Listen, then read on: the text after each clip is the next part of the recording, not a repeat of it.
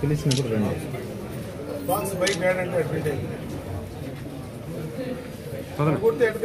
గోవిందమ్మా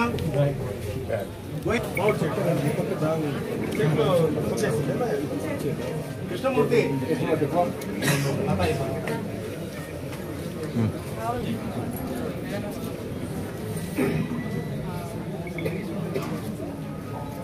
okay చిన్నపాప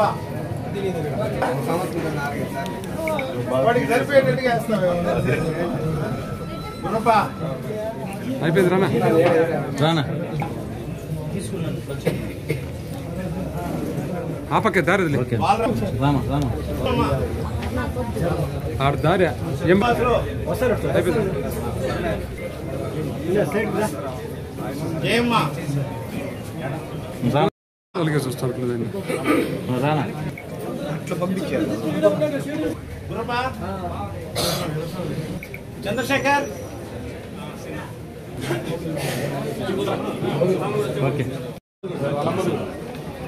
రెండు విజయమ్మా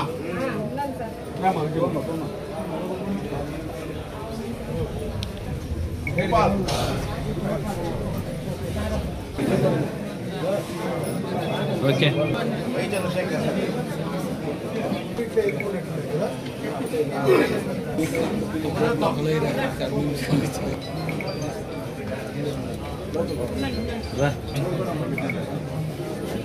శ్రీనివాస్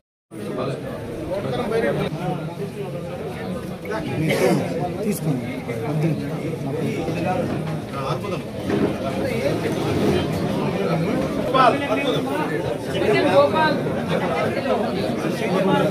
గోపాల్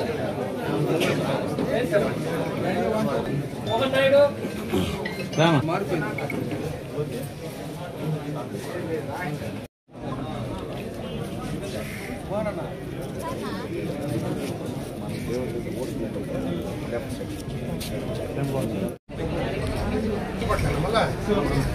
విపరీతంగా కూడా పంట నష్టాలు జరుగుతూ ఉన్నాయి, ప్రాణ నష్టాలు జరుగుతూ ఉన్నాయి. జంతువుల పైన కూడా పడి, ఆవుల పైన పడి, వాటిపైన కూడా పడి నష్టాలు కల్పిస్తూ ఉన్నాయి. దానికి ప్రభుత్వ పరంగా అన్ని రకాలైనటువంటి చర్యలు తీసుకోవడం జరుగుతూ ఉంది. దానికోసమే ఈరోజు మనము కుంకి ఏనుగుల ప్రాజెక్టు కూడా ఇక్కడికి తీసుకురావడం. కుంకి ఏనుగుల ప్రాజెక్టు కూడా ఇప్పుడిప్పుడే అది పని కూడా మొదలు అవుతా ఉంది. అంటే ఇన్ని రోజులు ఏనుగులకు సంబంధించినటువంటి ట్రైనింగ్స్ కానీ, కావాల్సినటువంటి ఇన్ఫ్రాస్ట్రక్చర్ కానీ, దానికి కావాల్సినటువంటి ఆహారానికి కావాల్సినటువంటి పంటలు వేయడం కానీ అన్నీ కూడా ఇప్పుడిప్పుడే దాదాపు 20 హెక్టార్లలో ఆ ప్రాజెక్టు కార్యరూపం దాలుస్తూ ఉంది. త్వరలోనే పూర్తి స్థాయిలో ఆ కుంకి ఏనుగుల ద్వారా మరి ఏనుగు దాడులు నివారించడానికి చాలా వరకు ఉపయోగకరంగా ఉంటుందని అందరం కూడా భావిస్తూ ఉన్నాం. అదే కాకుండా దానికి ఆ ఏనుగులకు ట్రైనర్స్ కూడా బయట నుంచి తీసుకురావడం, ఇక్కడ స్థానికంగా ఉండే వాళ్ళకు కూడా ఉద్యోగ అవకాశాలు పెంచడం, అన్ని రకాలుగా ఉపాధి అవకాశాలు కూడా దానివల్ల పెరుగుతూ ఉన్నాయి.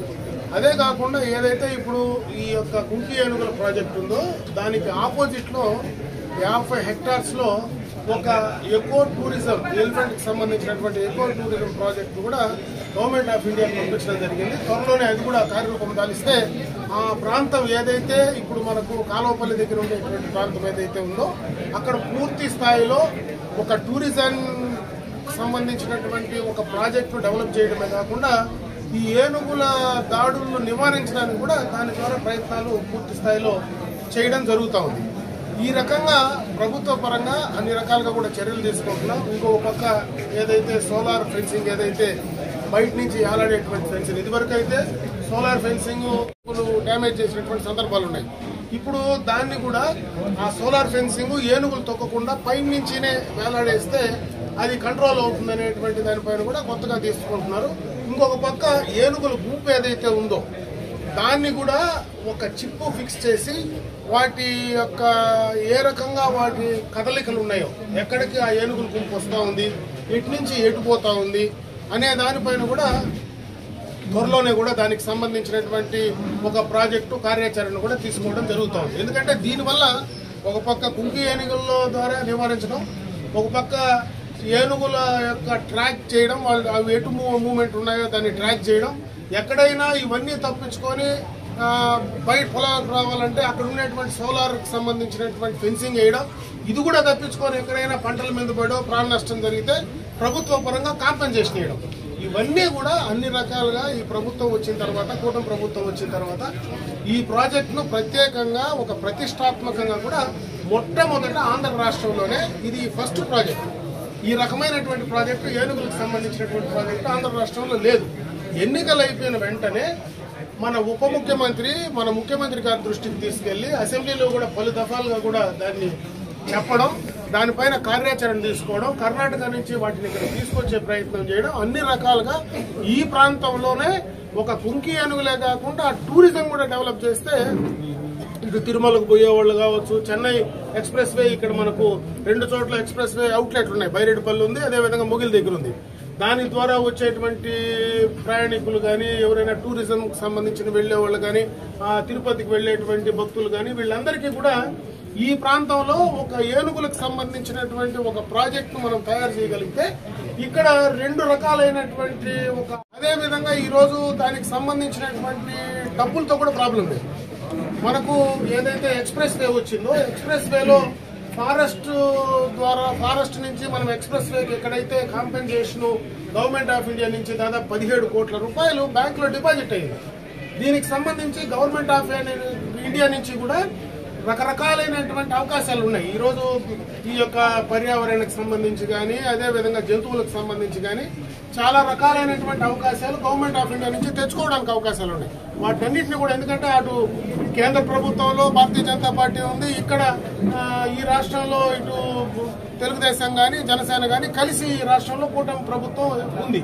దీని ద్వారా అటు కేంద్రం నుంచి రావాల్సినటువంటి నిధులు కూడా తీసుకొచ్చి ఈ ప్రాంతంలో ఒక ప్రత్యేకమైనటువంటి ఒక కార్యక్రమాన్ని ఆంధ్ర రాష్ట్రంలోనే మొట్టమొదట ఈ కార్యక్రమాన్ని రైతులకు మేలు చేసుకుంటూ, పర్యావరణాన్ని సమతుల్యం చేసుకుంటూ, అదేవిధంగా జంతువుల వల్ల దాడులు జరగకుండా నివారించుకుంటూ, జరిగినటువంటి దాడులు ఏదైనా ఉంటే దానికి మళ్ళా కాంపెన్సేషన్ ఇచ్చి ఏదో రకంగా దాన్ని బ్యాలెన్స్ చేసేటువంటి కార్యక్రమంలో భాగంగానే ఈ రోజు చెక్కులు కూడా పంపిణీ చేయడం జరిగిందని చెప్పి తెలియజేసుకుంటున్నా.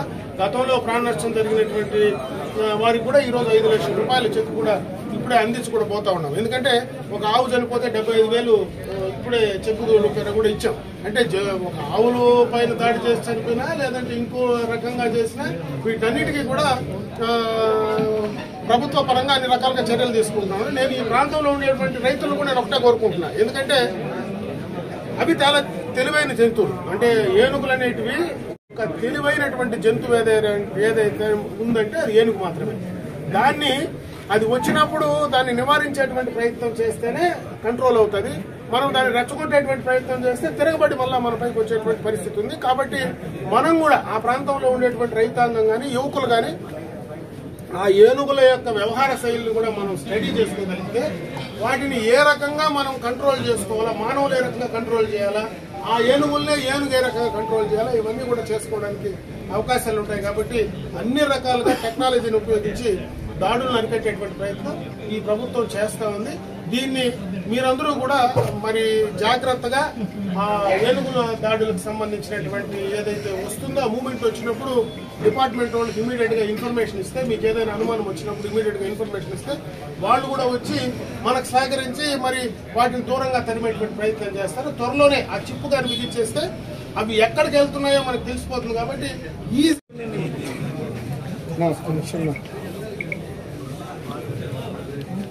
ఒకసారి చూడండి, నేను పోతాను, అంతా పక్కకు చూస్తాను. గవర్నమెంట్ హెల్ప్ చేసింది చంద్రబాబు గారికి, సార్ గారికి, అమర్నాథ్ రెడ్డి సార్ గారికి థ్యాంక్ యూ.